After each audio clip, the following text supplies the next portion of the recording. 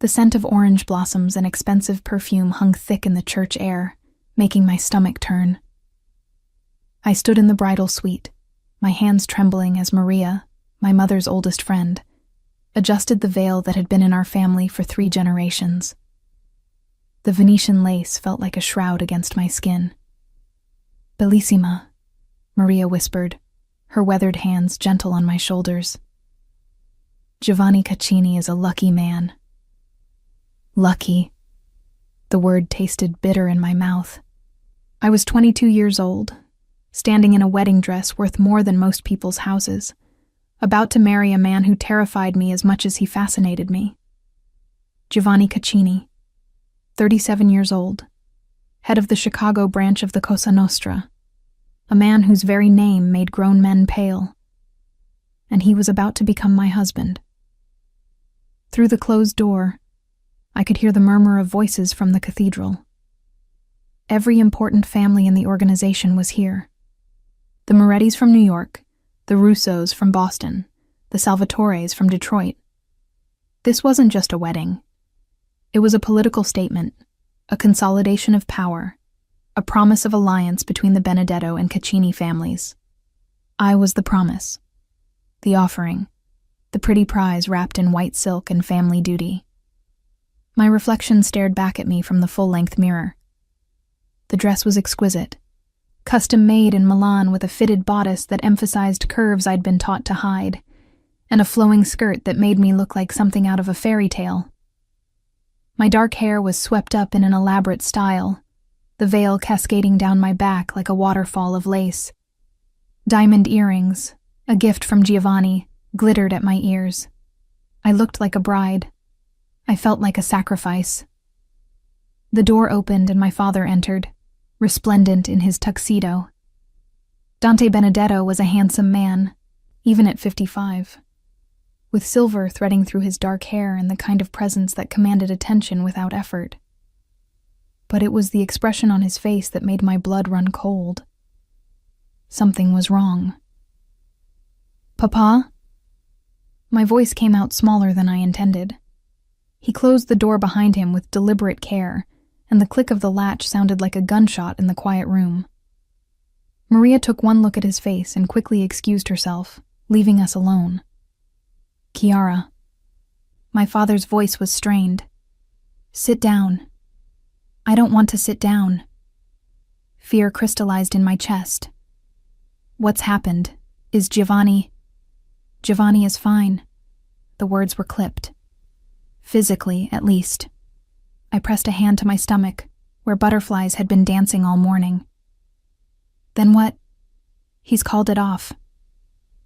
The world tilted. I gripped the back of a chair to steady myself. "What?" "The wedding." My father's jaw was tight with barely controlled rage. "Giovanni Caccini has decided he doesn't want to marry you." The words didn't make sense. Couldn't make sense. But everyone's here. The cathedral is full. The reception is... I know where everyone is, Chiara. My father's voice cracked like a whip. Giovanni made his announcement 10 minutes ago, in front of everyone.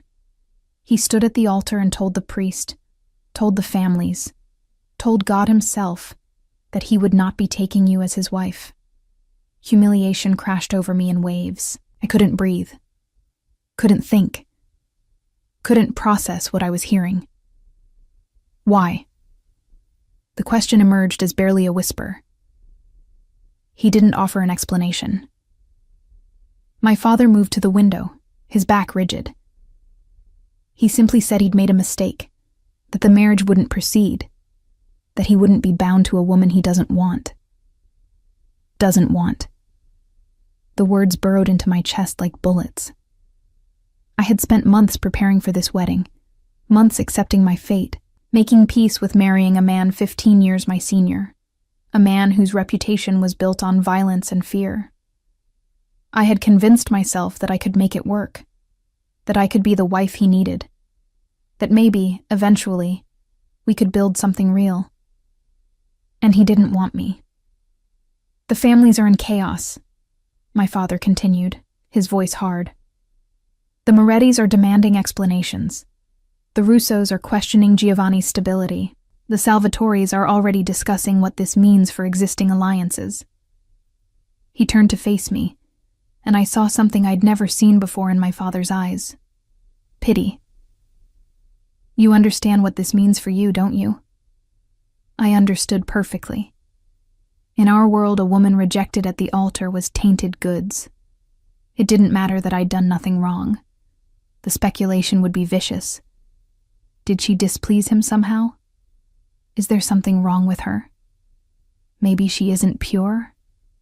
The whispers would follow me everywhere, destroying any chance I had of a respectable marriage. I was ruined. I want to see him. The words surprised me as much as they surprised my father. Chiara, I want to see Giovanni.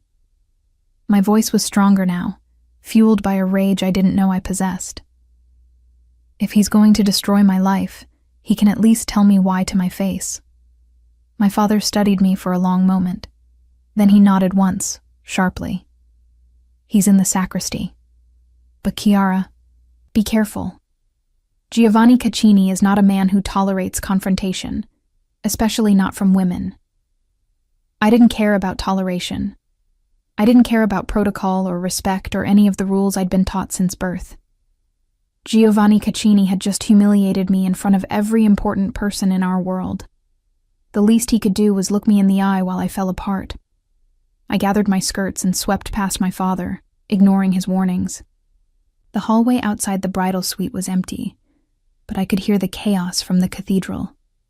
Raised voices, angry conversations, the sound of families fragmenting over broken promises. The sacristy was at the opposite end of the church. I walked through empty corridors, my heels clicking against marble floors, the train of my dress whispering behind me like ghostly witnesses. My heart pounded against my ribs, fear and fury warring for dominance. I didn't knock. I simply opened the door and walked in. Giovanni stood by the window, his back to me, one hand braced against the frame. He wore his tuxedo like armor, every line perfect, every detail precise. His dark hair was swept back from his face, and even from behind he radiated power and control. He didn't turn around when I entered, didn't acknowledge my presence, simply stood there, immovable as stone. Look at me. My voice echoed in the small room. For a moment, I thought he wouldn't obey. Then, slowly, he turned. The first time I'd met Giovanni Caccini, I'd been 17 years old. He'd come to my father's house for a business meeting, and I'd been instructed to serve coffee. I'd been terrified of him then. This tall, imposing man with eyes like winter storms, and a presence that seemed to consume all the air in any room he entered. But I'd also been fascinated. There was something magnetic about his intensity, something compelling about the way he moved through the world with absolute certainty. 5 years later, that fascination had turned into something more complicated, something I'd convinced myself could be the foundation of a marriage.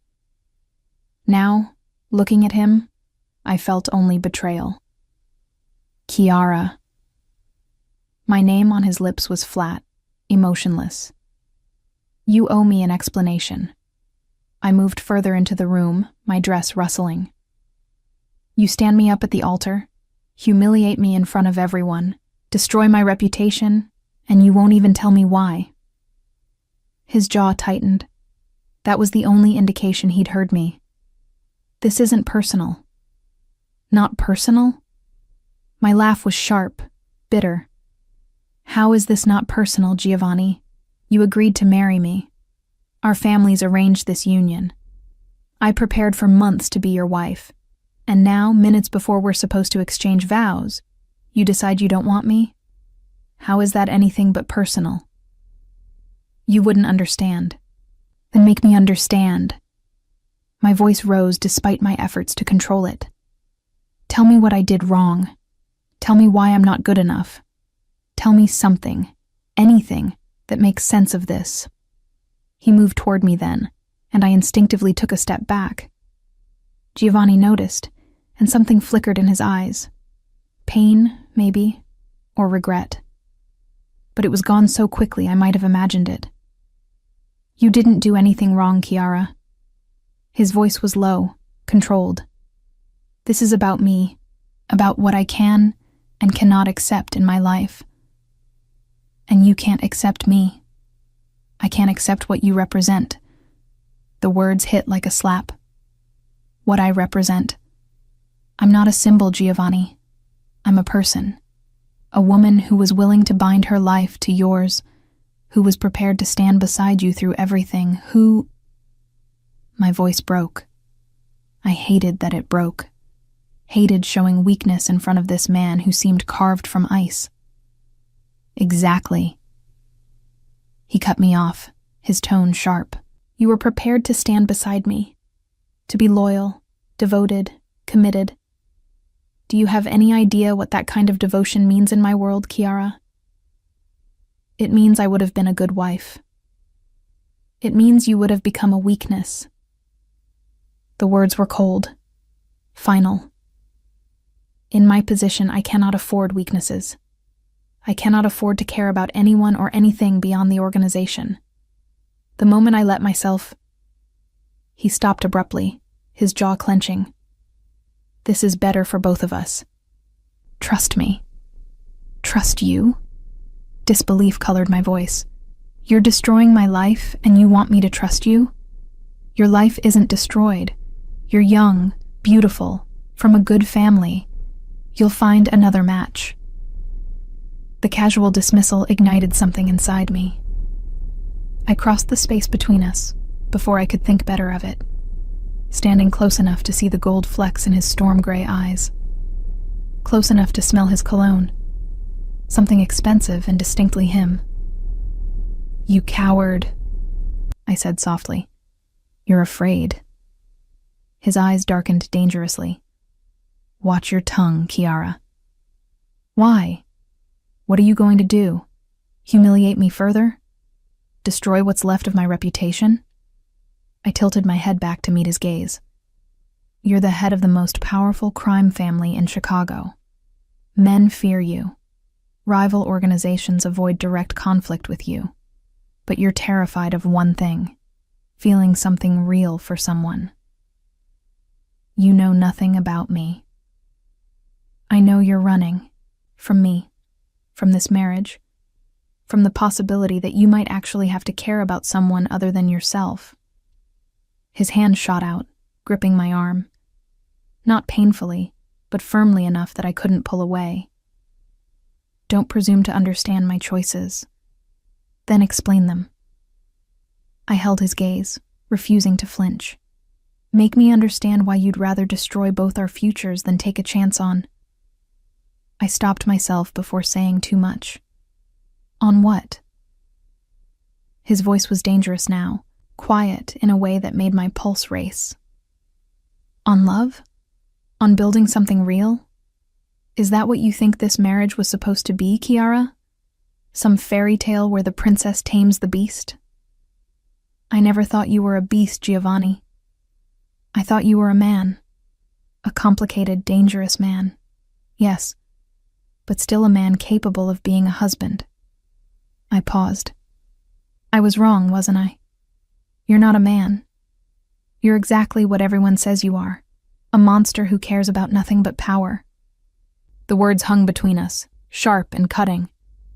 For a moment, I saw something break in his expression, something vulnerable and raw. Then it was gone, replaced by the cold mask he wore so well. He released my arm and stepped back. Get out, Kiara.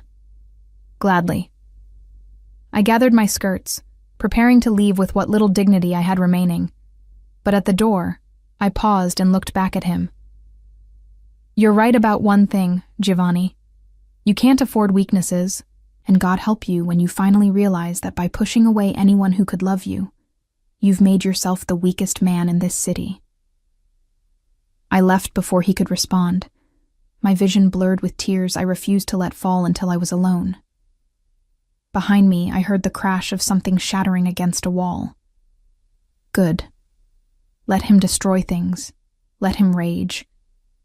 It changed nothing. Giovanni Caccini had rejected me, and now I would have to live with the consequences. 3 months passed like a slow death. I became invisible in my own home, a ghost drifting through rooms that suddenly felt too small, too suffocating. My mother stopped meeting my eyes at breakfast. My younger sister whispered with her friends and fell silent when I entered a room. Even the household staff treated me differently, with pity poorly disguised as respect. The rejection had done exactly what Giovanni must have known it would do, destroyed my standing in our world. Marriage proposals dried up completely. Men who might have been interested before now avoided me at family gatherings. I was damaged goods, tainted by a rejection I couldn't explain and a humiliation I couldn't escape. My father, to his credit, tried to maintain normalcy. But I saw how the other families treated him now. The whispers about his daughter, the speculation about what I must have done to disgust Giovanni Caccini so thoroughly. Dante Benedetto's reputation suffered because of me, and there was nothing I could do to fix it. I spent my days reading in the library, going for supervised walks in our gardens, existing but not living. At night, I lay awake wondering what was wrong with me, what Giovanni had seen that made him run, what deficiency I possessed that made me unworthy of being his wife. The anger had faded, replaced by something worse: resignation. This was my life now, a cautionary tale. The girl who almost married Giovanni Caccini and wasn't enough to keep him. It was a Tuesday afternoon when everything changed again. I was in the library, curled up in my favorite chair with a book I wasn't really reading, when my father burst through the door. His face was pale, his movements jerky with barely controlled panic. "Pack a bag," he ordered without preamble. "Enough for a week. Do it now." I set down my book, alarm spiking through me. "Papa, what's happened?" "Just do as I say, Chiara. Quickly." I'd been raised to obey my father without question, so I went to my room and pulled out a leather weekender bag. My hands shook as I packed clothes, toiletries, essentials.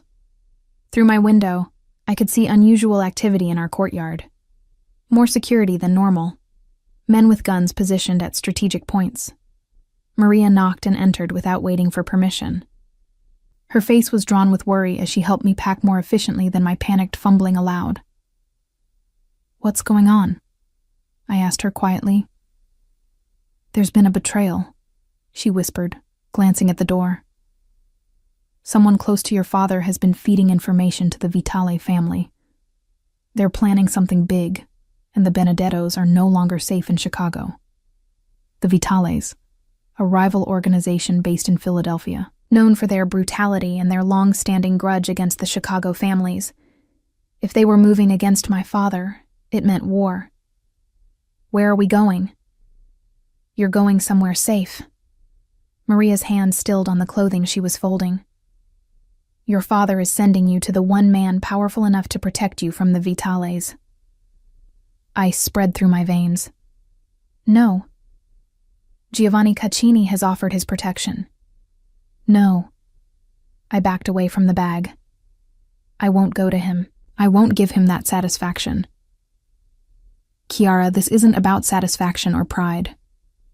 Maria gripped my shoulders. "The Vitales are ruthless. If they get their hands on you, they'll use you against your father in ways you can't even imagine. Giovanni's compound is fortified. His men are loyal. You'll be safe there." "I'd rather die than beg Giovanni Caccini for protection." "It's not begging, Chiara. It's survival." She cupped my face gently. "And you're not going alone. Your father has negotiated terms. Giovanni will provide protection, but there's a price." Of course there was a price. Men like Giovanni Caccini never did anything out of the goodness of their hearts. "What price?" "The marriage he rejected 3 months ago." Maria's voice was soft but firm. "He'll agree to marry you properly this time, giving you his name and his full protection. In exchange, your father will support Giovanni's expansion into new territories and provide intelligence on the Vitale's operations." A bitter laugh escaped me. So I get to marry the man who humiliated me, and this time it's because he needs something from my father. How romantic. Kiara, don't. I pulled away from her touch. Don't tell me this is for the best, or that everything happens for a reason. Giovanni made his choice 3 months ago. He doesn't want me, remember? He said I was a weakness he couldn't afford. Whatever his reasons were then, he's willing to overlook them now. Maria's expression was troubled. Your father believes Giovanni will honor the marriage this time. The threat to you is real, Kiara. If the Vitalis get you... I know. I closed my eyes, fighting back tears. I know what they'll do. I've heard the stories. The Vitalis didn't just kill their enemies. They destroyed them slowly, methodically, using every psychological and physical torture available. Women in particular were subjected to horrors designed to break both them and their families. My father was right to be terrified. I was right to be terrified.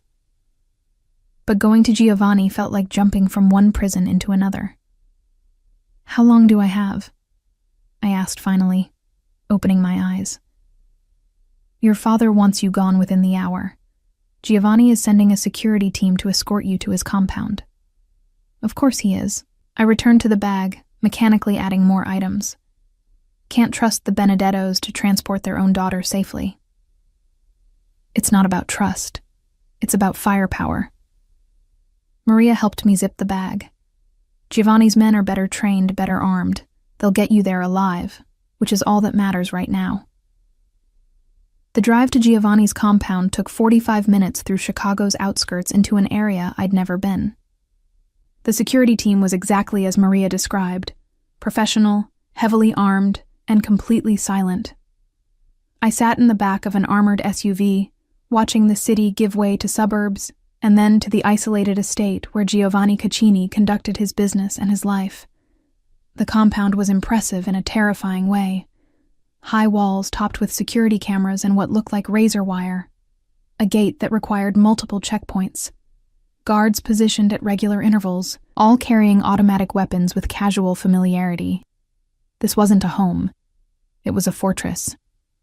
We passed through 3 separate security points before the SUV finally stopped in front of a massive stone mansion. Italian Renaissance style. All elegant lines and understated luxury. It should have been beautiful. Instead, it felt like a mausoleum. One of the guards opened my door. Mr. Caccini is waiting inside, Signorina. Of course he was. Giovanni probably enjoyed watching me arrive like a prisoner being delivered to her cell.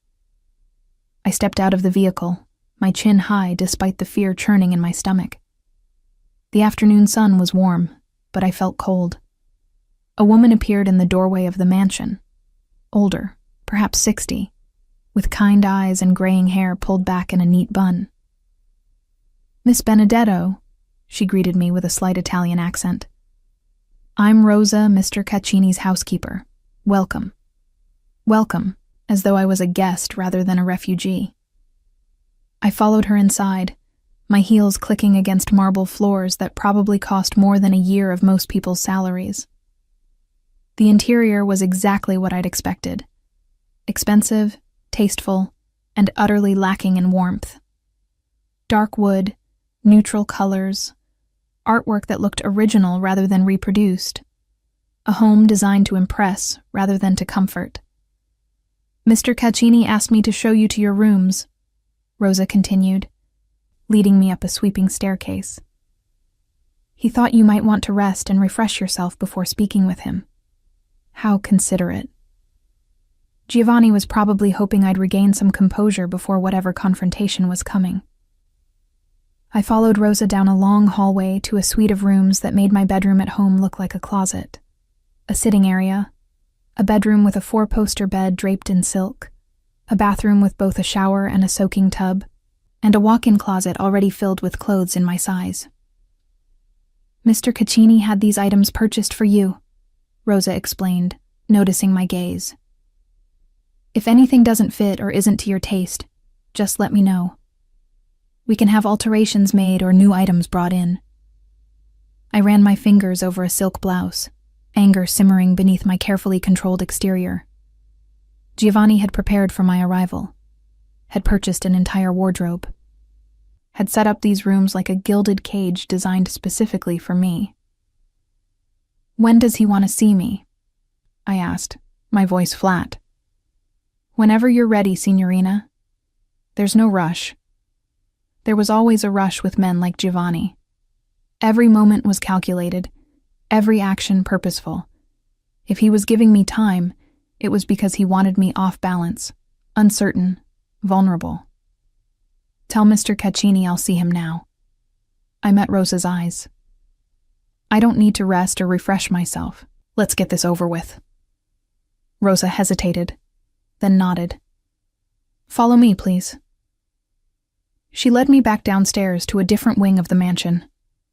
We stopped outside a heavy wooden door, and Rosa knocked once before opening it. "Miss Benedetto, sir." "Thank you, Rosa." Giovanni's voice came from inside, that same controlled baritone that had haunted my dreams for months.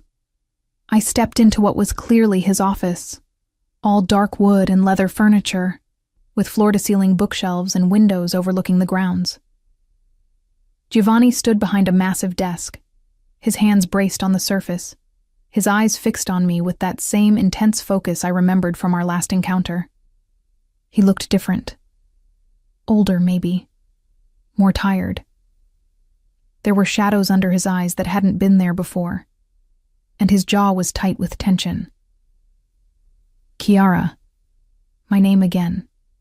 But this time there was something in his voice I couldn't quite identify. "Giovanni." I remained by the door, maintaining distance. "I understand I'm to be your prisoner for the foreseeable future." "You're not a prisoner." He straightened, coming around the desk. "You're under my protection." "Is there a difference?" "Yes." He stopped a few feet away, hands sliding into his pockets. The gesture should have made him look casual. Instead, it emphasized the coiled tension in his frame. A prisoner is here against their will. You're here because the alternative is being tortured and killed by the Vitales. So my choice is marry you or die. I kept my voice steady. "Very romantic, Giovanni. You really know how to sweep a woman off her feet." His jaw tightened. "Your father and I have an arrangement." "I know what the arrangement is." I cut him off. "I'm not stupid. You need my father's support for your expansion plans, and he needs your protection for his daughter. It's a business deal. Just like the first wedding attempt, except this time you're actually going through with it, because the benefits outweigh your fear." Something flashed in his eyes. Fear? That's what it was, wasn't it? I took a step closer, anger giving me courage. 3 months ago, you rejected me because you were afraid. Afraid of what I represented. Afraid of caring about someone. Afraid of being vulnerable. And now circumstances have forced your hand. So you're accepting what you ran from before. You don't know what you're talking about, don't I? Another step. We were close enough now that I could see the muscle ticking in his jaw, could smell that familiar cologne. Tell me, Giovanni, what changed? Did you suddenly realize I'm not a weakness after all? Or did you just decide that the strategic advantages of this marriage outweigh your precious emotional walls? He moved so fast I didn't have time to react. One moment he was standing still. The next his hand was wrapped around my wrist, pulling me close enough that I had to tilt my head back to maintain eye contact. You want to know what changed? His voice was dangerously soft. I'll tell you. 3 months ago, I convinced myself that staying away from you was noble, that I was protecting you from the darkness of my world, from becoming a target because of your association with me. I told myself you'd be better off with someone else, someone less dangerous, someone who could give you a normal life. His grip tightened fractionally. And then I watched you suffer for my decision. I watched your family's reputation crumble because of my rejection. I watched you become a ghost, barely existing, destroyed by humiliation I inflicted. I watched you turn invisible in your own home, and I realized my nobility was just cowardice dressed up in self-righteous justification. I tried to pull away, but he held firm. Let go of me. Not until you hear this. His other hand came up, fingers curling around the back of my neck, in a gesture that was both possessive and gentle. The Vitales targeting your family was the excuse I needed. A way to protect you that looked like strategy rather than emotion. Your father's support helps me, yes. But I would have offered protection regardless. I would have married you regardless. Because 3 months of living with what I did to you was hell, Kiara, and I won't waste another day pretending I don't want you as my wife. My breath caught. This was different from 3 months ago. This wasn't rejection disguised as protection. This was possession, raw and unfiltered. You don't get to do this, I whispered. You don't get to break me, and then decide you want me after all. That's not how this works. I know. His thumb traced along my jaw. I know I destroyed your trust. I know I humiliated you in the worst possible way. I know I have no right to ask for a second chance, but I'm asking anyway, because the alternative, letting you go, watching someone else claim you, is worse than any punishment I can imagine. What about what I want? My voice shook despite my efforts to control it. What if I don't want to marry you?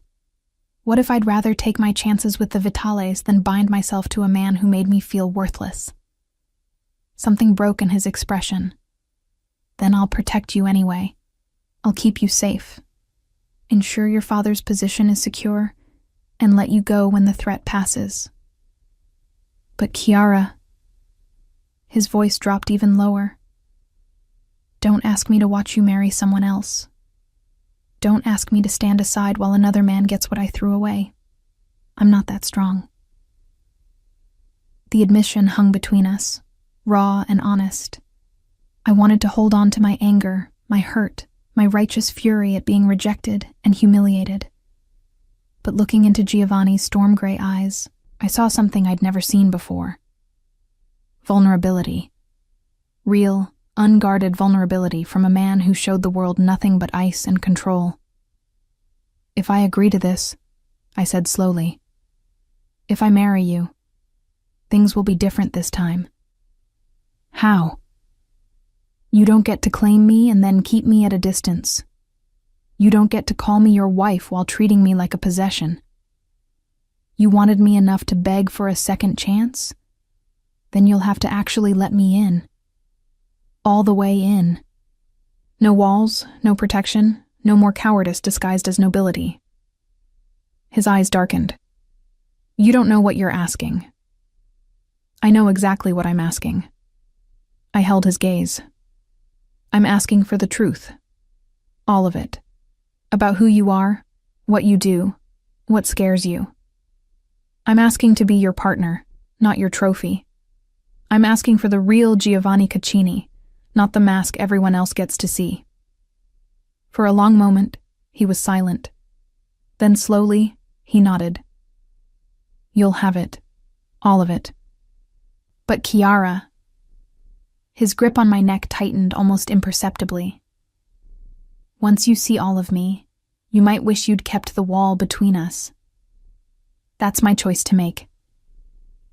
Then make it. His voice was rough. Marry me. Be my wife. Let me prove I can be the man you deserve instead of the coward who ran. I should have said no. Should have demanded time to process everything that had happened. Should have protected what was left of my heart from a man who'd already proven he could destroy me. But looking at Giovanni, feeling the warmth of his hands on my skin, seeing past his control to the desperation beneath, I found myself saying the word that would change everything. Yes. His eyes closed briefly, relief washing over his features. Then they opened again, dark and intense. And I saw hunger there that made my pulse race. This time will be different. he promised. This time, I won't let fear win. You'd better not. I pulled back enough to meet his gaze properly. Because I won't survive being rejected by you twice, Giovanni. This is your only chance to get it right. Then I'll get it right. He pressed his forehead to mine, even if it kills me. The wedding was scheduled for 1 week later. No grand cathedral this time, no 500 guests bearing witness. Just a private ceremony in Giovanni's estate chapel with immediate family and a handful of trusted associates. My father insisted on attending despite the danger, bringing extra security that Giovanni's men coordinated with military precision. In the days leading up to the ceremony, I saw little of Giovanni. He was occupied with managing the Vitale threat, meeting with allies, fortifying defenses. But at night, I'd hear him pacing the hallway outside my rooms, his footsteps a restless rhythm that matched my own sleeplessness. On the third night, I couldn't take it anymore. I opened my door to find him standing there, one hand raised as though he'd been about to knock. We stared at each other for a long moment, the silence heavy with unspoken words. "Can't sleep?" I asked, though the answer was obvious from the shadows under his eyes. "I keep thinking you'll change your mind." His voice was raw in a way I'd never heard before, that you'll wake up and realize marrying me is insane. It is insane. I stepped back, an invitation. But I said yes anyway. He hesitated on the threshold, and I saw the war playing out behind his eyes. Whatever walls he'd built around himself, they were fighting to stay intact even as he tried to tear them down for me. "Come in, Giovanni." I moved to the sitting area, curling up on the sofa. "If we're going to be married in 4 days, we should probably talk to each other like actual human beings." He entered slowly, closing the door behind him. Instead of sitting across from me, he surprised me by settling on the opposite end of the sofa, close enough that I could have reached out and touched him. "What do you want to know?" he asked. "Everything." I pulled my knees up, wrapping my arms around them. "But let's start with why you really rejected me 3 months ago. And don't give me the line about protecting me. I want the truth." He was silent for so long I thought he wouldn't answer. Then he leaned back, his head resting against the cushions, eyes fixed on the ceiling. "My father was a monster," he said finally. "I don't say that lightly. Luca Caccini was brutal, paranoid, and absolutely devoted to one person in his entire miserable life, my mother." I stayed quiet, sensing this was a story that couldn't be rushed. She was his weakness. Everyone knew it. And when I was 17, his enemies used that knowledge. Giovanni's jaw tightened. They took her, held her for 3 days while they negotiated terms with my father. He gave them everything they asked for: money, territory, intelligence on rival families, everything. And they killed her anyway. Slowly. Painfully. They sent him recordings of her final hours. Horror washed through me. Giovanni. My father never recovered. He continued as though I hadn't spoken. He became even more brutal, more paranoid. He died 5 years later, and I knew it was because losing her had destroyed him from the inside out. He'd been one of the most powerful men in the organization, brought to his knees by loving someone too much. Understanding began to dawn. So when you started to care about me, I saw my father's fate. He turned his head to look at me, and the pain in his eyes was stark and terrible. Every time I looked at you, every time you smiled at me during those months before the wedding, I felt myself falling. And I panicked, because caring about you meant giving my enemies a weapon they could use against me. It meant becoming vulnerable in a world where vulnerability gets you killed. So you pushed me away. I convinced myself it was the right thing to do. His hand clenched into a fist on his thigh. That you'd be safer if you weren't associated with me. that I'd be stronger without the distraction of worrying about you. I stood at that altar 3 months ago and told myself I was being noble. But you weren't. No. The word was heavy with regret. I was being a coward. I let fear make my decisions, and you paid the price for it. Your reputation, your standing in the families, your sense of self-worth. I destroyed all of it because I was too afraid to admit I'd fallen in love with you. My breath caught. He'd said the words so casually, as though they weren't world-altering. You loved me? Love. He corrected, his eyes holding mine. Present tense. I love you, Kiara. I've loved you since you were 20 years old and spilled wine on your dress at your father's birthday party. You laughed instead of crying, made a joke about it being a fashion statement, and kept serving guests like nothing had happened. In that moment, I saw your strength, your grace under pressure, your refusal to be embarrassed by small failures. And I was lost. Tears pricked my eyes. Then why didn't you? Because love terrifies me more than any enemy I've ever faced. He shifted closer, his hand reaching out to brush a strand of hair from my face. But these past 3 months showed me something worse than fear. Living without you, knowing I'd hurt you, watching you fade, seeing what my cowardice cost you. That was hell, Kiara. Real, tangible hell. So when the Vitale situation gave you an excuse, I took it. He cupped my face, his thumb tracing my cheekbone. Selfishly, desperately took it. I know that makes me a bastard. I know I'm using your fear and your father's desperation to get what I want. But I can't bring myself to regret it, because the alternative is losing you permanently. I leaned into his touch despite myself. You hurt me, Giovanni, more than anyone ever has. I know. I spent months thinking I was worthless, that something was wrong with me, that I was so fundamentally flawed you couldn't even look at me without disgust. Kiara, his voice broke. And now you expect me to just accept that it was all fear, that you loved me the whole time but were too much of a coward to act on it. I pulled back, anger and hurt warring in my chest. Do you have any idea how that makes me feel? Tell me. He moved closer, his intensity almost overwhelming. Tell me exactly how it makes you feel. Yell at me. Hit me if you need to. I deserve all of it. I don't want to hit you. I stood, pacing to the window. The grounds were dark except for security lights, making the world beyond the glass feel distant and unreal. I want to understand how someone can claim to love me while doing something so deliberately cruel. Because I'm broken, Kiara. He stood too, but didn't approach. My father's paranoia, his brutality, his eventual destruction. It's in my blood. I grew up watching love become a weapon, watching devotion become a death sentence.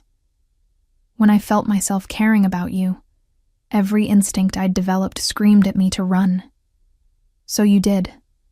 So I did. He moved behind me, close enough that I could feel his warmth. And I've regretted it every day since.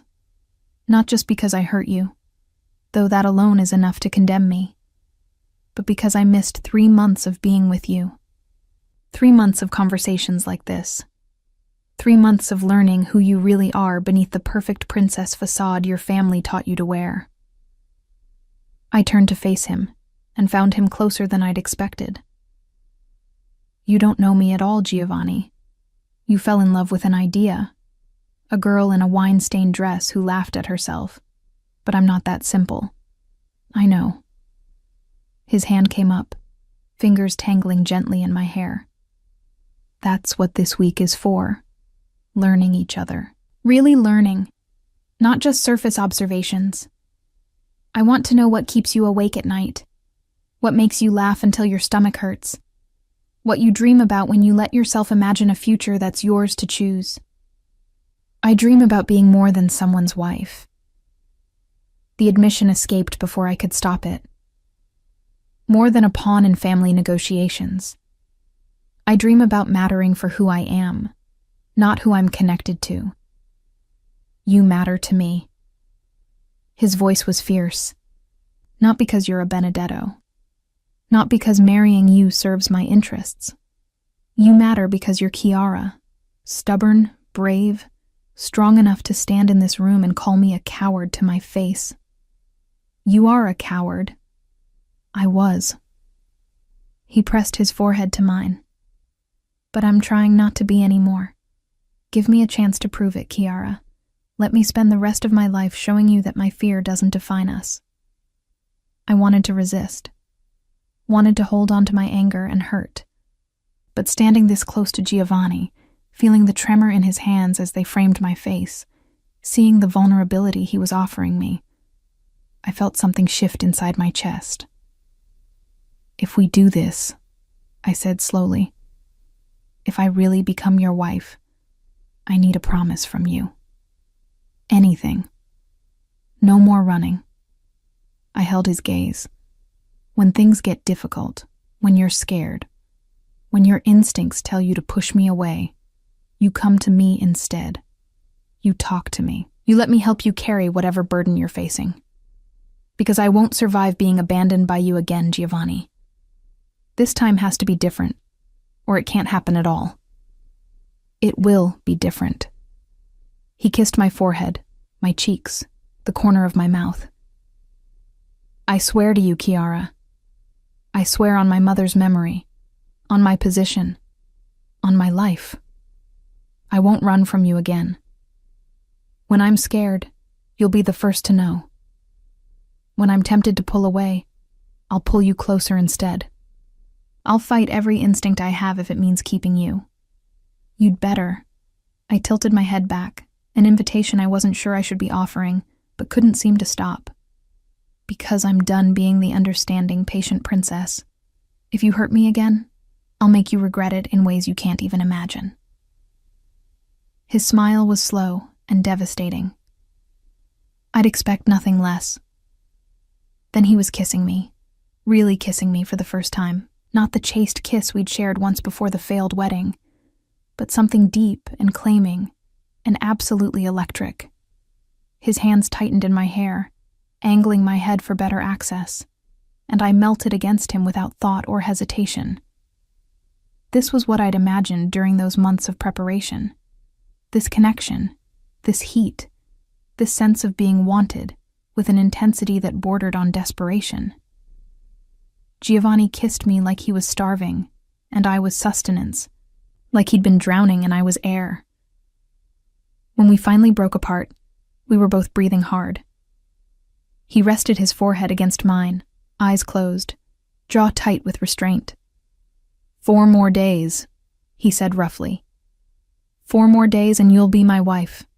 Legally, officially mine. I'm not property, Giovanni. No.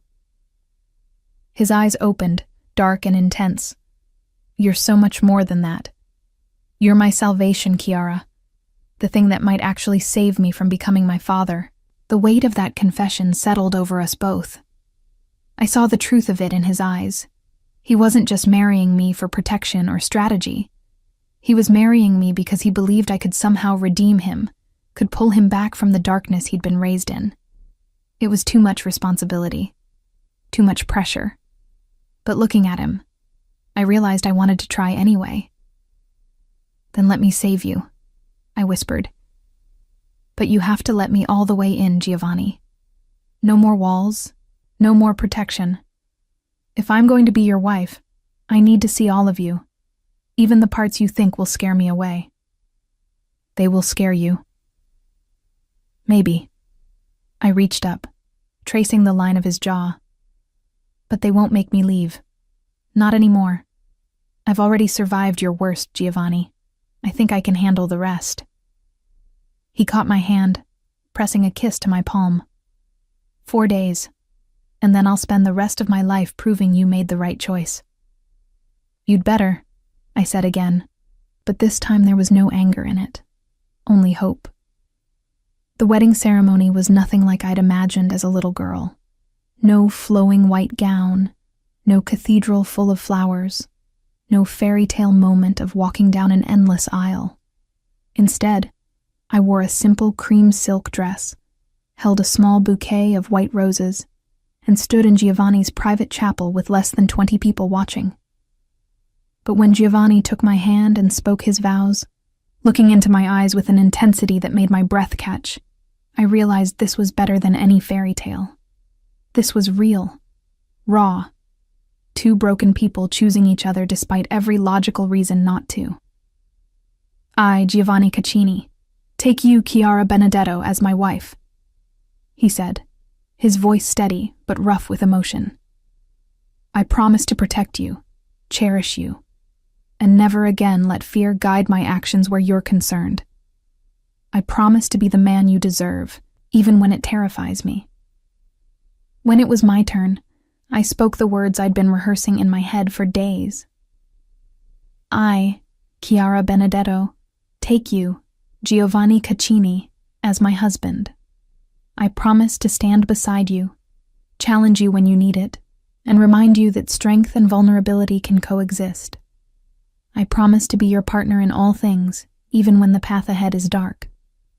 The priest pronounced us husband and wife, and Giovanni kissed me like he was claiming something precious he'd almost lost. In that moment, surrounded by witnesses who understood exactly what this union meant, I felt something settle in my chest. This was right. Complicated, messy, and potentially disastrous, but right. The reception was held in Giovanni's formal dining room, an intimate dinner rather than a grand celebration. My father gave a short toast that was equal parts blessing and warning, reminding Giovanni that the Benedetto family protected their own. Giovanni's response was simple. So do the Caccinis, and Chiara is a Caccini now. Hearing my new name spoken aloud sent a thrill through me. Mrs. Giovanni Caccini. It should have felt like a cage. Instead, it felt like armor. After dinner, Giovanni led me to a different wing of the mansion, his private quarters.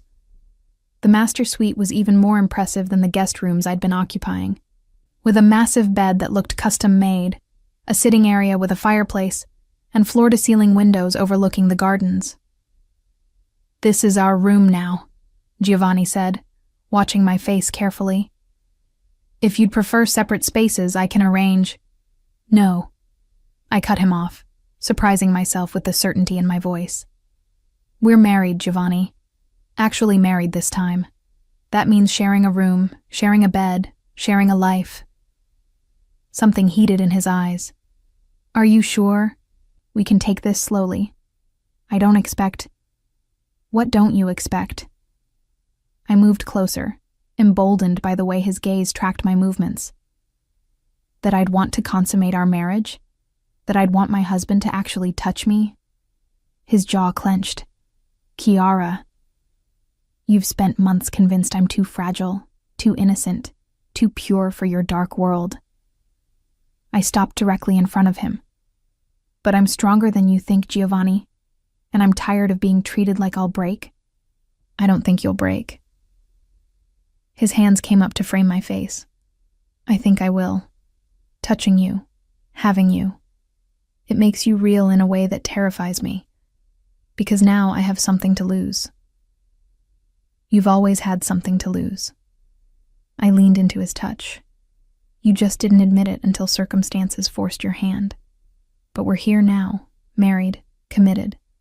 So stop being afraid and touch your wife. The words were barely out of my mouth before he was kissing me, deeper and more demanding than before. His hands moved from my face to my waist, pulling me flush against him, and I felt his restraint cracking with every passing second.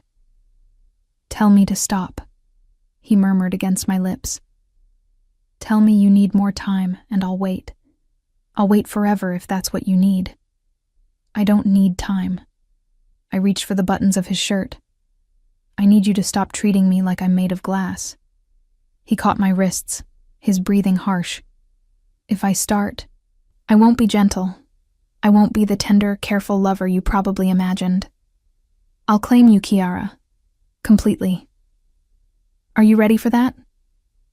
Looking into his storm-gray eyes, seeing the hunger and possession and desperate need there, I made my choice. Yes. What followed was exactly what he'd promised. Not gentle, not careful, but absolutely consuming. Giovanni made love to me like he was trying to imprint himself on my soul, like he was terrified I'd disappear if he didn't hold tight enough. And I matched him, taking as much as I gave, showing him that I was stronger than he believed. Afterward, we lay tangled in sheets that cost more than furniture, my head on his chest, his fingers tracing patterns on my shoulder. For the first time since this entire ordeal began, I felt something close to peace. I love you, Giovanni said into the darkness. I know I've said it before, but now that you're truly my wife, I need you to understand how completely I mean it. You're everything, Kiara. Everything I thought I couldn't have, shouldn't want, would only destroy if I claimed. But you're mine now, and I'll protect that with everything I am. I love you too. The words surprised me, but they were true. Somewhere between his rejection and his redemption, I'd fallen for this complicated, dangerous man, even though you're infuriating and emotionally stunted and have the worst timing in history. He laughed, the sound rumbling through his chest against my ear. I'll take that as a ringing endorsement. We drifted toward sleep, secure in our new reality. But around 3 a.m, I was awakened by the sound of Giovanni's phone buzzing insistently on the nightstand. He answered it immediately, his voice sharp and alert, despite having been asleep moments before. What? A pause. When? Another pause, longer this time. I'll be down in 5 minutes. Increase perimeter security and wake Dante. He ended the call and was out of bed before I could form a question. Giovanni? What's wrong? The Vitales are moving faster than we anticipated. He was already pulling on clothes. They've made contact with someone inside our organization, a traitor feeding them information. Ice spread through my veins. Who? That's what we're about to find out. He leaned down, pressing a quick, hard kiss to my mouth. Stay here. Lock the door after I leave and don't open it for anyone except me or Rosa. Understood? You can't just leave me here without explanation. Kiara. He gripped my shoulders. I need you safe. That's my only priority right now. Promise me you'll stay here. I wanted to argue, wanted to demand he treat me like a partner rather than something to be protected. But the fear in his eyes, real, visceral fear, stopped me. I promise. But Giovanni, be careful. Always am. He kissed me again, then was gone. I locked the door as instructed and paced the room, unable to settle. Through the windows, I could see increased movement on the grounds. More guards, more lights, a level of activity that suggested serious threat. An hour passed. Then 2. I was considering breaking my promise and going to find out what was happening when I heard footsteps in the hallway. Heavy, purposeful, but wrong somehow. Not Giovanni's stride. The doorknob rattled. Mrs. Caccini, Mr. Giovanni sent me to move you to a more secure location. I didn't recognize the voice, and Giovanni would have called to warn me if he was sending someone. My hand moved to my phone, but before I could dial, the door burst inward, lock shattered by brute force. 3 men entered, guns drawn. The lead one smiled coldly. Mrs. Caccini, the Vitales send their regards. I'd been kidnapped before breakfast on my wedding night. The irony wasn't lost on me as the Vitales men forced me into an SUV, zip-tied my wrists, and drove me away from Giovanni's compound at speeds that suggested they weren't concerned about traffic laws. The man who'd broken down my door, Marco, I heard the others call him, kept his gun trained on me the entire ride. Nothing personal, Signora, but you're worth more to us as leverage than as a corpse. Behave yourself and you'll survive this. I didn't respond. Couldn't respond past the terror lodging in my throat. Everything Giovanni had feared, everything he'd warned me about was happening. I'd become the weapon his enemies would use against him. We drove for perhaps 20 minutes before pulling into what looked like an abandoned warehouse district. The building they took me to was nondescript from the outside, but inside had clearly been prepared for my arrival. A chair bolted to the floor, industrial lighting, cameras positioned at multiple angles. They were going to record whatever they did to me. Send it to Giovanni as proof I was alive and in pain. Comfortable. Marco pushed me into the chair, securing my zip-tied wrists to the arms with additional restraints. I know it's not the luxury you're used to as Mrs. Cazzini, but you won't be here long, just until your husband agrees to our terms. He won't negotiate with you. I forced my voice to stay steady. Giovanni doesn't make deals with people who threaten his family. Is that what you are now? Family? Marco crouched in front of me, his smile unpleasant. Funny. We heard he rejected you at the altar 3 months ago. Humiliated you in front of everyone. Seems like a strange definition of family. That was before you became useful. He stood, pulling out his phone. See, we know exactly why Giovanni Caccini suddenly decided to marry you after all. Your father's support, strategic advantage, consolidation of power. You're not his wife, Signora. You're his asset. And now you're ours. The words stung because they echoed my own fears. Was I really Giovanni's wife, or just a convenient solution to multiple problems? He'd said he loved me, but how much of that was real versus strategic? Marco began filming. Giovanni Caccini, by now you've discovered your bride is missing. We have her, and she's unharmed, for now. But that will change if you don't meet our demands. He listed terms I barely processed, focused instead on staying calm, on not giving them the satisfaction of seeing me break. When he finished recording, Marco sent the video and turned back to me. Now we wait. Shouldn't take long. A man like Caccini, he'll move fast when his pretty young wife is in danger. But hours passed with no response. Dawn came, then morning, then afternoon. Marco grew increasingly agitated, making calls, snapping at his men, checking his phone compulsively.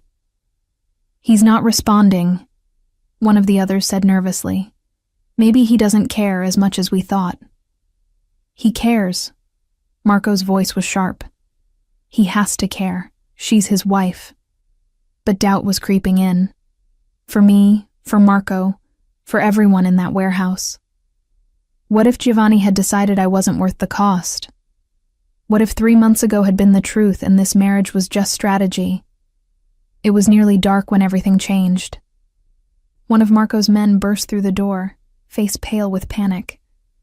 They're here. Caccini's men. They've surrounded the building. Marco swore viciously.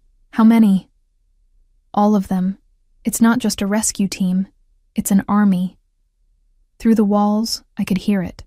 The sound of vehicles, of coordinated movement, of a force that vastly outnumbered the handful of men guarding me. Marco grabbed my arm, hauling me up, pressing his gun to my temple. Nobody moves, he shouted to his men. We still have her. That's our leverage. The door exploded inward, not picked or forced, but blown completely off its hinges. Men poured through, heavily armed, moving with military precision. And behind them, dressed all in black with a gun in each hand, and murder in his eyes, came Giovanni. He took in the scene instantly. Me restrained to the chair, Marco with a gun to my head, the other Vitale soldiers scrambling for their weapons. His gaze locked onto mine for just a moment, and I saw something in his expression that stole my breath. Not strategy, not calculation, pure, absolute rage at seeing me threatened. Let her go, Marco. Giovanni's voice was deadly calm. Let her go, and I'll consider making your death quick. I don't think so. Marco's hand shook against my temple. She's my ticket out of here, You back off or I blow her head off right now." "No, you won't." Giovanni advanced slowly, his guns never wavering. "Because the second you pull that trigger, there's nothing stopping me from tearing you apart with my bare hands. And trust me, Marco, you want the bullet more than you want what I'll do to you if you hurt my wife." "Stay back." Marco's desperation was palpable. "I'm warning you, Caccini." Everything happened simultaneously. Giovanni fired, the shot so precise it grazed Marco's gun hand, making him drop the weapon with a howl of pain. In the same motion, Giovanni was across the room, his fist connecting with Marco's jaw hard enough that I heard bone crack. Marco went down like a stone. Giovanni's men moved on the others with ruthless efficiency. Within seconds, every Vitale soldier was disarmed, restrained or unconscious. And through it all, Giovanni never looked away from me. He holstered his guns and crouched in front of my chair, his hands gentle as they worked to free the restraints. "Are you hurt? Did they touch you?" "I swear to God, Chiara, if they laid one finger on you." "I'm fine." My voice broke on the words. "I'm fine, Giovanni. Just scared." The restraints fell away, and he pulled me into his arms, holding me so tightly I could barely breathe. His whole body was shaking, not with fear, but with barely controlled violence. "I thought I'd lost you.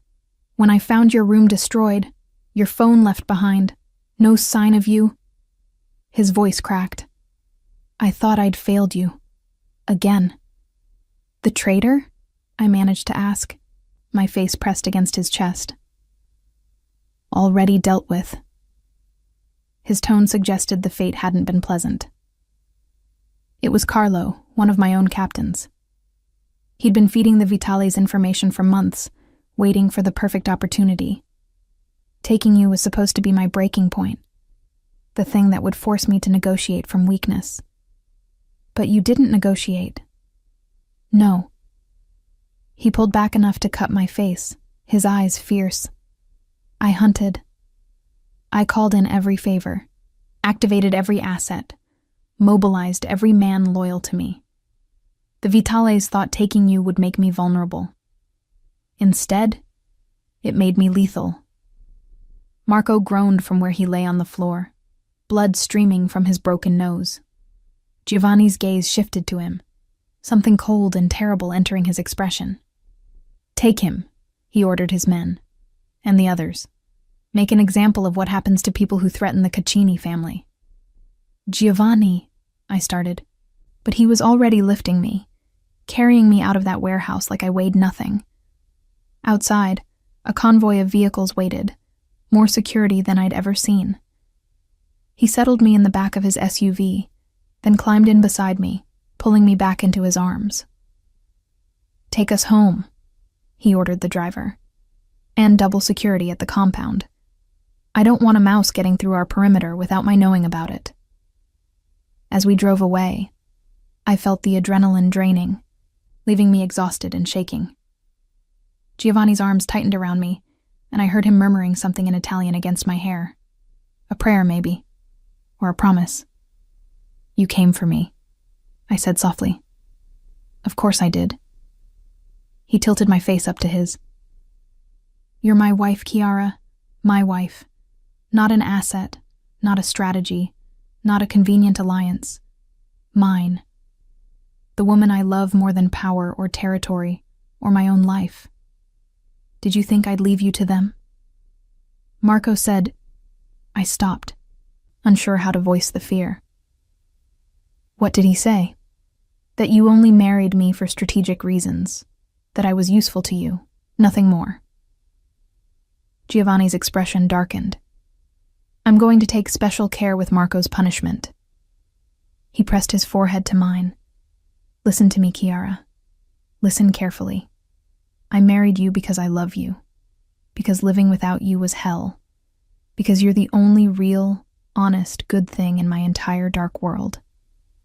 Yes, the timing was convenient. Yes, your father's support helps me, but I would have married you regardless. I would have protected you regardless. You are not a strategy. You're my everything. Tears slipped down my cheeks. I was so scared. Not just of them, but of what it meant.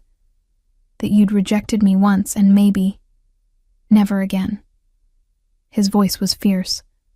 I will never again give you reason to doubt how much you mean to me. Every day for the rest of our lives, I'll prove that marrying you was the best decision I ever made. I'll show you that my love is real, not strategic, that you're cherished, not used. Promise? I promise. He kissed me then, gentle despite the violence still thrumming through him. And I keep my promises, Chiara. Always. Back at the compound, Giovanni carried me directly to our room despite my protests that I could walk. He set me on the bed and proceeded to check every inch of me for injuries, his hands careful but thorough. I'm fine, I insisted again. Really, they didn't hurt me. They scared you. They took you from our bed on our wedding night. They made you feel unsafe in the one place that should be sacred. His jaw was tight. That's unforgivable. But you found me. You saved me. I should have prevented it entirely. He sank onto the bed beside me. This is exactly what I feared, Chiara. This is why I tried to push you away. Because being with me paints a target on your back, makes you vulnerable to people who want to hurt me through you. And yet I'm still here. I took his hand. Still your wife. Still choosing you despite the danger. That should tell you something, Giovanni. It tells me you're braver than I deserve. No. I moved into his lap, straddling him, forcing him to meet my eyes. It tells me that love is worth the risk. That being with you, really being with you, is better than a safe, empty life without you. Today was terrifying. But you know what I realized while I was tied to that chair? What? That I trust you completely. Even when I was scared, even when hours passed without rescue, I knew you were coming. I knew you wouldn't leave me there. That trust, Giovanni, that's what makes this work. Not your power, not your resources, not your ability to protect me from every threat. Just the simple certainty that you'll always come for me. He pulled me close, burying his face in my neck. I will. Always. No matter what it costs. No matter what I have to destroy to get to you. I will always come for you. We stayed like that for a long time, holding each other, letting the reality of what had happened and what it meant sink in. I'd been tested and proven. Not fragile, not helpless, not the weakness Giovanni had feared. Strong enough to survive his world, strong enough to be his true partner. The Vitales won't stop, I said eventually. Today was just the beginning. I know. His arms tightened around me, but they made a mistake. They showed me exactly how far I'll go to protect you. And now every family, every rival, every enemy knows. Touching Chiara Caccini means facing the full wrath of my organization. They've turned you from a perceived weakness into the most dangerous woman in Chicago. How do you figure? He pulled back to look at me, and his smile was dangerous, because anyone who threatens you threatens the one thing I'll burn the world to protect. That makes you untouchable, Chiara. Sacred. Mine. The aftermath of my kidnapping rippled through the organization like shockwaves. Giovanni's response to the Vitales was swift and merciless. Within a week, their operations in Chicago were dismantled, their leaders either dead or fleeing the city. The message was clear. Threaten the Caccini family and face annihilation. But the real change was in Giovanni himself. He became simultaneously softer with me and harder with everyone else. He moved meetings to accommodate my schedule, included me in strategic discussions, asked my opinion on matters he'd never shared with anyone before. It was as though surviving the kidnapping had proven something to him. That I wasn't a fragile thing to be protected, but a partner to be trusted. 2 months after the wedding, I woke to find Giovanni already dressed, standing by the window of our bedroom with his phone pressed to his ear. His expression was troubled, and I heard enough of the conversation to know something was wrong. "How long?" he asked whoever was on the other end. "And you're certain?" A pause. "I see. Thank you for the information." He ended the call and stood there, his back rigid with tension. "Giovanni?" I sat up, pulling the sheet around me. "What's happened?" "That was Marco Benedetto." He turned to face me, and I saw something in his expression that made my breath catch. "Your cousin. He's been investigating something for me these past weeks." "Investigating what?" "The circumstances around the Vitale attack." Giovanni moved to sit on the edge of the bed. "How they knew exactly when and where to take you. How they got through our security so easily. How they knew the layout of our compound well enough to strike at the precise moment I was occupied elsewhere." Ice spread through my veins. "Another traitor?" "Not exactly." His jaw tightened. "Marco found evidence that the attack was facilitated by someone with intimate knowledge of both Benedetto and Caccini operations. Someone who benefited from creating chaos between our families.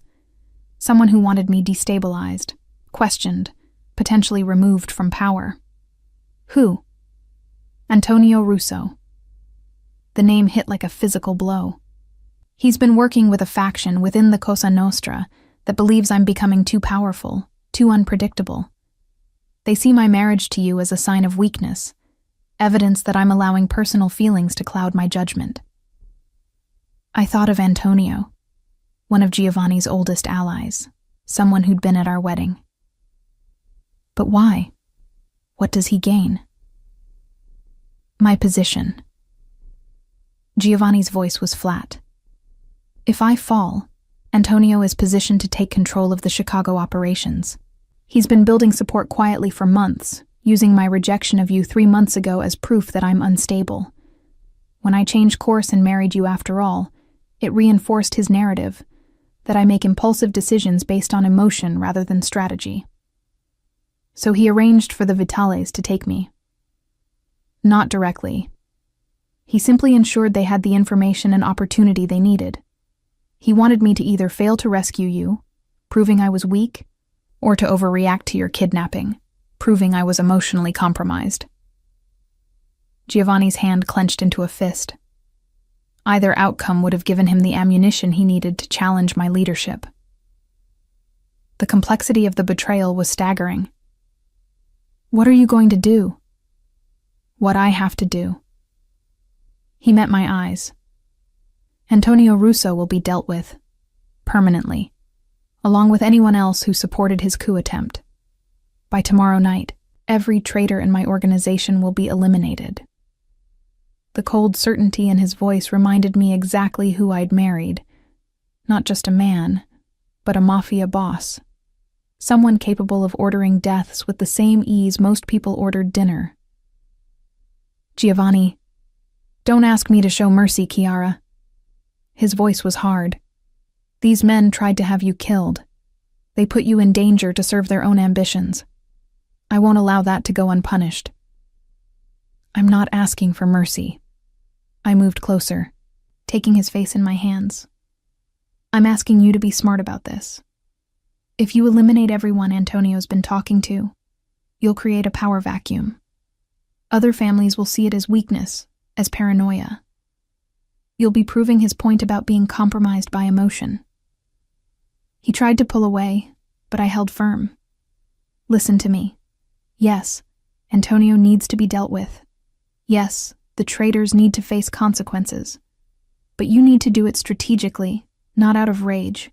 Show the families that you're in control, that you're making calculated decisions, that loving me doesn't make you weak, it makes you stronger." "How?" The question was rough. How do I punish the people who threatened my wife without looking emotional? By making it about business, not revenge. I released him, my mind already working through possibilities. Antonio wanted your position because he thinks you're unstable. So prove him wrong. Present evidence of his betrayal to the Council of Families. Let them see that he was willing to ally with the Vitales, our enemies, for personal gain. That's not just treason against you. It's treason against the Cosa Nostra itself. Understanding dawned in his eyes. Make it about loyalty to the organization, not about you protecting me. Exactly. I moved to our closet, pulling out clothes. Call a meeting of all the major families. Present your evidence. Let them vote on Antonio's fate. That way, his death becomes a collective decision, not your emotional reaction. And anyone else who supported him will be too afraid to show their hand. Giovanni watched me dress, something like awe in his expression. When did you become a strategist? I've always been one. I met his gaze in the mirror. You just weren't paying attention. Being decorative doesn't mean being stupid, Giovanni. Your world isn't that different from the one I was raised in. It's all about appearances, alliances, and knowing when to strike. I'm sorry. The apology was quiet but sincere. For ever thinking you were just a pretty face. For not seeing your intelligence, your strength, your ability to match me in ways that matter. You're seeing it now. I turned to face him. That's what counts. Now make the calls, set up the meeting, and let's end this threat together. The council meeting was held 2 days later in neutral territory, a private estate that had been used for Cosa Nostra business for generations. Every major family was represented, their leaders sitting around a massive table that had witnessed countless negotiations, betrayals, and executions. I sat beside Giovanni, the only woman in the room. Some of the older men had objected to my presence, but Giovanni had been firm. Chiara is my wife and my partner. She has as much right to be here as any of you. Anyone who disagrees can leave now. No one left. Antonio Russo sat across from us, his expression carefully neutral. But I saw the calculation in his eyes, the way he assessed every face around the table, looking for allies. Giovanni stood, commanding immediate attention. Gentlemen, thank you for coming. I've called this meeting to address a matter of treason within our organization. Murmurs around the table. Antonio's expression didn't change. 2 months ago, my wife was kidnapped by the Vitales. Giovanni's voice was controlled, businesslike. At the time, we believed it was simply an opportunistic attack. But recent investigation has revealed something more disturbing. The attack was facilitated by one of our own. He nodded to Marco Benedetto, who stood and distributed folders to everyone present. Inside, you'll find documented evidence of communications between Antonio Russo and representatives of the Vitale family. Dates, times, content of conversations. You'll see that Russo provided detailed information about Caccini's security protocols, building layouts, and my schedule on the night of my wife's kidnapping. Antonio finally reacted, his face paling. That evidence is fabricated.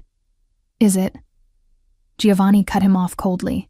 Because we also have testimony from 3 of your associates who were present during planning meetings. Men who were smart enough to come forward when they realized the magnitude of what you were planning. Around the table, men were reading the documents with increasingly grave expressions. The evidence was damning. Messages, recorded conversations, financial transactions. Everything needed to prove Antonio's guilt beyond doubt. But the real question, Giovanni continued, isn't just about what Antonio did to me personally. It's about what his actions represent. He allied with our enemies. He gave them intelligence that could have been used against all of us. He prioritized his personal ambition over the safety of the Cosa Nostra itself. That's not... Antonio started. You wanted my position, Giovanni interrupted, his voice like ice. You convinced yourself I was weak because I fell in love with my wife. You saw emotion as vulnerability and decided to exploit it.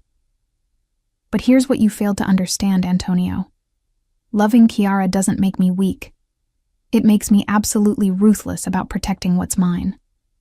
And what's mine includes this organization, these families, every man at this table. He leaned forward, hands braced on the table. Antonio Russo betrayed us all for personal gain. The question now is, what do we do about it? The vote was unanimous. Antonio's fate was sealed not by Giovanni's rage, but by the collective judgment of the families he'd betrayed.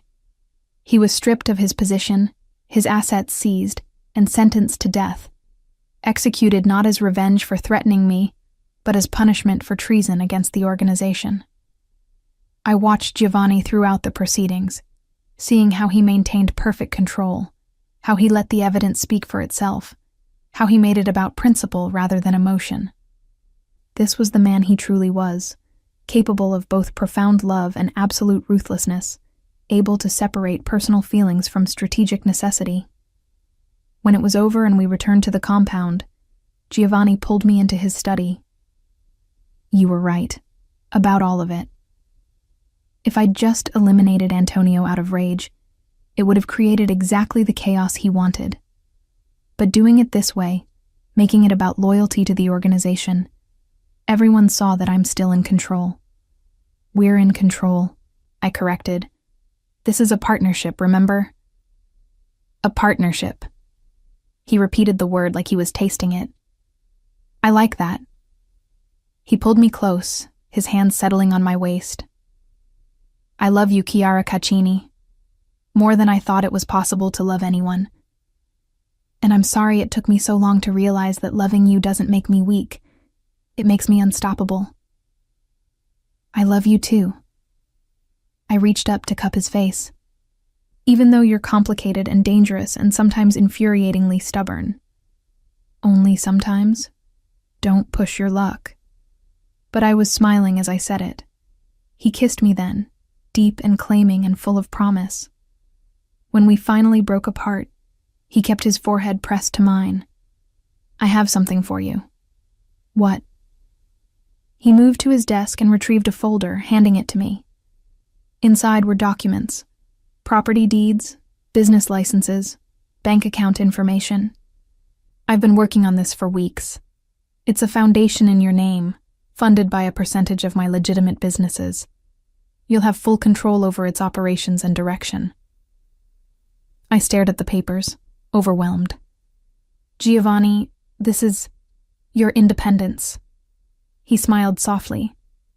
You told me once that you dreamed about being more than someone's wife, about mattering for who you are, not who you're connected to. This is your chance. Build something that's entirely yours. Make a difference in ways that have nothing to do with me or the Cosa Nostra.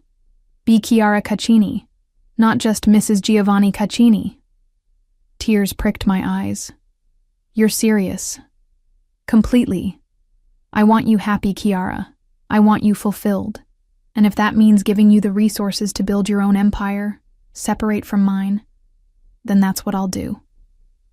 I set the folder down and moved into his arms. Thank you for seeing me. Really seeing me. How could I not? He held me close. You're the most remarkable woman I've ever met. Smart, strong, brave enough to stand up to me when I need it. I'd be a fool not to recognize that. You were a fool, I reminded him, 3 months ago. And you married me anyway. He pulled back to look at me. Why? Really? Why did you give me a second chance after everything I put you through? Because I saw past the fear to the man beneath. I traced the line of his jaw. Because I recognized that you were broken in the same ways I was broken. Because loving you felt inevitable, even when it shouldn't have. Because... I paused, smiling. Because I'm apparently a glutton for punishment. He laughed, the sound free and genuine. Lucky for me. Lucky for both of us. I kissed him softly. We get to build this life together, on our terms, creating something real out of what started as duty and strategy. Something real, he echoed. I like that too. We stood there in his study, wrapped in each other, looking out at the grounds as the sun set. This was our life now, complicated, dangerous, built on foundations that weren't traditional or easy. But it was ours, and that made it perfect. 3 years later, I stood in the nursery of our compound, rocking our daughter to sleep.